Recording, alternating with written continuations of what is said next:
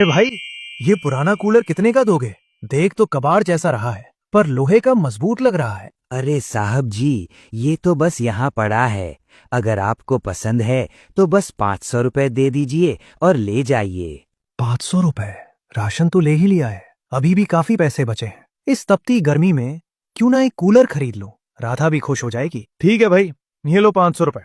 अब ये कूलर मेरा हुआ। राजू ने भारी मेहनत करके उस भारी लोहे के कूलर को अपने कंधों पर उठाया और पसीने में लथपथ होकर अपने घर की ओर चल दिया। उसे अंदाजा भी नहीं था कि वो घर कबाड़ नहीं, अपनी किस्मत लेकर जा रहा है। ओ जी, ये क्या आफत उठा लाए। घर में खाने को दाने नहीं है और आप ये सड़ा गला कबाड़ ढोकर ला रहे हैं। कहाँ से आए इसके पैसे? अरे राधा, शांत हो जाओ। ये देखो, मैं 10 दिन का राशन लाया हूँ और सेठ जी ने मुझे 10,000 रुपए का कर्ज भी दिया है। अब हमारे पास बहुत पैसे हैं। 10,000 रुपए का कर्ज और उस पर ये कूड़ा? पागल हो गए हैं क्या आप? इतना पैसा इस जंग लगे लोहे के डिब्बे पर बर्बाद कर दिया। राधा, ये कबाड़ उनके लिए है जिनके पास पहले से 4 कूलर हों। हमारे लिए तो यही नया है। देख लेना, ये कूलर हमारे घर की सारी गर्मी सोख लेगा। राजू खुश था, पर राधा के मन में अब भी डर और गुस्सा था। क्या ये कूलर वाकई उन्हें ठंडक देगा या फिर ये कबाड़ राजू की जिंदगी में कोई नया तूफान लेकर आएगा? अगले दिन राधा की कड़वी बातों और घर की कलह से तंग आकर राजू जंगल की ओर निकल गया। वो एक पुराने बरगद के पेड़ के नीचे बैठकर अपनी किस्मत पर रो रहा था। उसे समझ नहीं आ रहा था कि सेठ का कर्ज कैसे चुकाएगा और राधा का दिल कैसे जीतेगा। क्यों रो रहे हो बेटा? इस सुनसान जंगल में इतनी रात को अकेले क्यों बैठे हो? क्या दुख है तुम्हें? आप कौन है बाबा, और आपको कैसे पता कि मैं दुखी हूँ? शांत हो जाओ बेटा, मैं तुम्हारी तकलीफ देख पा रहा हूँ। तुमने हाल ही में सेठ धनराज से कर्ज लिया है ना? हाँ बाबा, पर आपको ये सब कैसे पता? क्या आप अंतर्यामी हैं? मुझे सब पता है राजू। तुमने उसी कर्ज के पैसों से कुछ राशन और एक पुराना कूलर खरीदा है। पर ध्यान से सुनो, वो जो कूलर तुम कबाड़ से घर लाए हो, वो कोई साधारण मशीन नहीं है। उस लोहे के ढांचे में एक जिन की आत्मा कैद है। जिन? हे भगवान! बाबा, मतलब भूत? मैं तो उसे घर ले आया हूँ, अब मेरी राधा का क्या होगा? डरो मत, वो एक नेक रूह है। पर असली खतरा वो कूलर नहीं, वो सेठ है। उसने धोखे से कोरे कागज पर तुम्हारा अंगूठा इसलिए लगवाया है ताकि 1 महीने बाद वो तुम्हारा घर हड़प सके। वो एक लालची इंसान है। क्या? तो बाबा, अब मैं क्या करूं? मैं तो बुरी तरह फंस गया हूं। मेरे पास इतना धन भी नहीं है कि 1 माह के भीतर कर्ज चुका पाऊं। बेटा, मैं सिर्फ राह दिखा सकता हूँ, करना तुम्हें ही है। बस घर जाओ, कूलर चालू करो और उससे कहो, हे कूलर की आत्मा प्रकट हो। वो जिन तुम्हारी मदद करेगा, वो तुम्हें गरीब से राजा बना देगा। सच में बाबा, वो मेरी सारी इच्छा पूरी करेगा? हाँ, परंतु उसकी एक शर्त होगी जो तुम्हें पूरी करनी होगी। जाओ राजू, अपना भाग्य आजमाओ। राजू ने बाबा के पैर छुए और उनका आशीर्वाद लेकर अपने घर की तरफ ऐसे दौड़ा जैसे उसके पीछे पागल हाथी पड़ा हो। उसे अब डर नहीं, बल्कि एक नई उम्मीद दिखाई दे रही थी। राजू हाफते हुए अपने घर पहुंचा।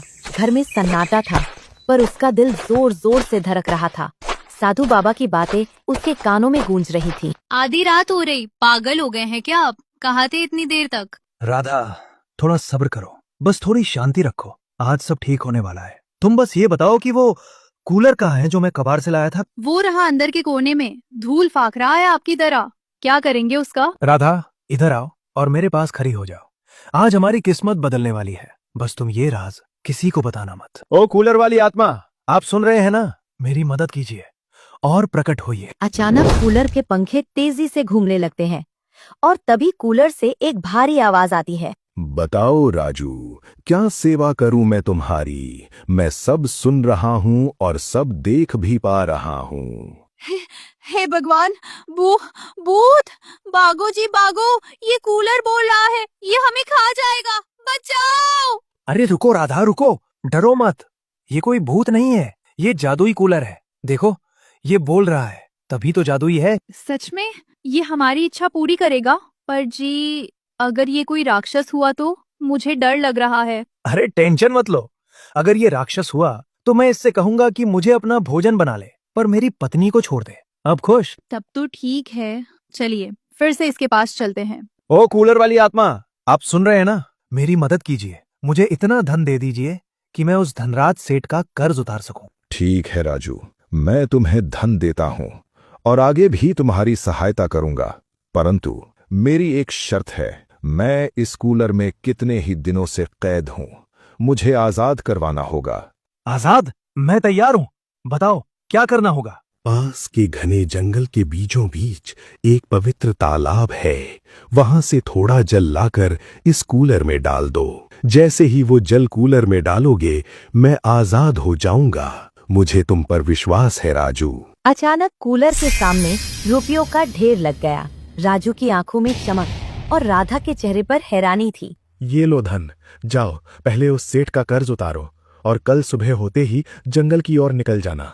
राजू के हाथ में अब वो धन था जो उसकी हर मुसीबत को खत्म कर सकता था। बिना देर किए राजू सीधे सेठ धनराज की दुकान पर पहुंचा। कल तक जो राजू राशन के लिए गिड़गिड़ा रहा था, आज उसके कदमों में गजब का आत्मविश्वास था। ये लो सेठ धनराज, तुम्हारे पूरे 10,000 रुपए, और ये ऊपर से इसका ब्याज भी। मेरा हिसाब चुकता करो। धन? अरे राजू भाई, इतना सारा धन तुम्हारे पास एक ही रात में कहां से आया? कहीं कोई चोरी डकैती तो नहीं की? वो सब छोड़ो सेठ, पहले मुझे मेरा अंगूठा लगाया हुआ वो कोरा कागज वापस दो। और हाँ, 1 महीने का राशन भी अब से मेरा कोई हिसाब बाकी नहीं रहना चाहिए। अरे गुस्सा क्यों होते हो राजू भाई? ये लो अपना कागज। बोलू, राजू भाई के लिए पूरे महीने का राशन पैक कर, और वो भी सबसे बढ़िया वाला। शुक्रिया सेठ। राजू राशन लेकर खुशी खुशी घर की ओर निकल गया, पर पीछे दुकान में सेठ के दिमाग में शैतानी साजिशें पकने लगी थी। क्यों रे बोलू, कुछ अजीब नहीं लग रहा?